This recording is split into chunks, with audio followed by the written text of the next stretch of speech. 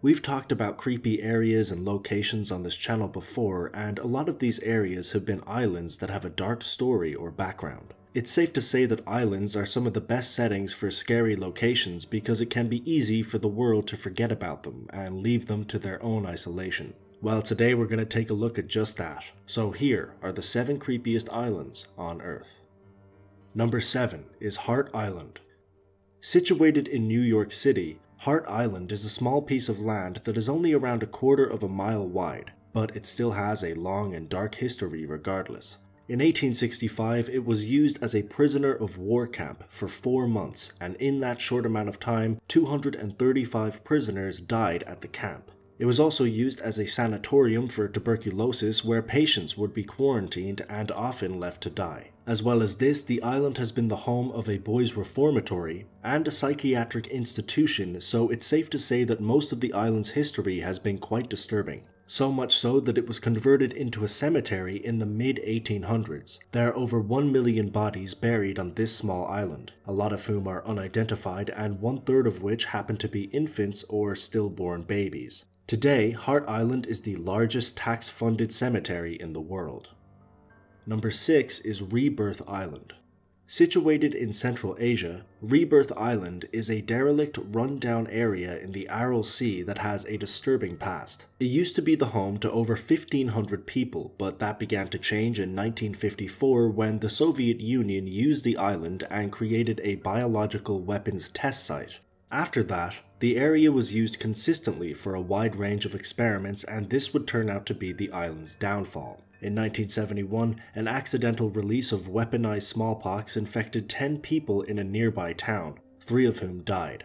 Because these experiments were proving to be counterproductive and unnecessary, the site was closed down in 1991 and the nearby town was evacuated. Today, all that is left is a run-down island that has been contaminated by anthrax experimentation, forcing most of the visitors to wear gas masks when entering the area.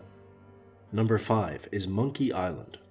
Across the Farmington River in Liberia, there's an island that has been given the nickname Monkey Island. It's called this because over 60 violent chimpanzees live there, all of whom are infected with various different contagious diseases. The YouTube channel Motherboard made a documentary where they went to Liberia and found out why these chimpanzees were on this island. They met up with Betsy Brotman, the former director of Vilab, an animal testing site established in 1974 that tested cures for diseases like hepatitis. After the site was closed in 2005, the remaining chimpanzees were put on an island where they could live out the rest of their lives. While there is a core staff of people that feed the animals, the chimpanzees are still very vicious and will attack and most likely kill anybody that is unfamiliar to the island. For this reason, only a few people are allowed onto the actual island, and even they don't go very far. Number 4 is Spike Island. Spike Island is a small piece of land in Cork, Ireland that has consistently had a small population, but because of its dark past, it now sits as a tourist attraction with no permanent residents living there. For a few hundred years, it has been the home to a fort, but was converted into a prison in the 19th century that held over 2,300 convicts. Overcapacity was a major issue, and many of the prisoners were jailed for minor charges, but because of the flawed justice system in Ireland at the time, a lot of them never left the island and died in the prison. These convicts were often unfairly treated, and because the prison was unfit to deal with the amount of people they locked up, the prisoners were also fed poorly and many of them developed both physical and mental diseases because of the harsh conditions. Ireland's Alcatraz was a nickname given to the prison, but many experts have argued that this prison was much worse than Alcatraz, and it is often considered to be one of the worst prisons in European history. Number 3 is the Izu Islands.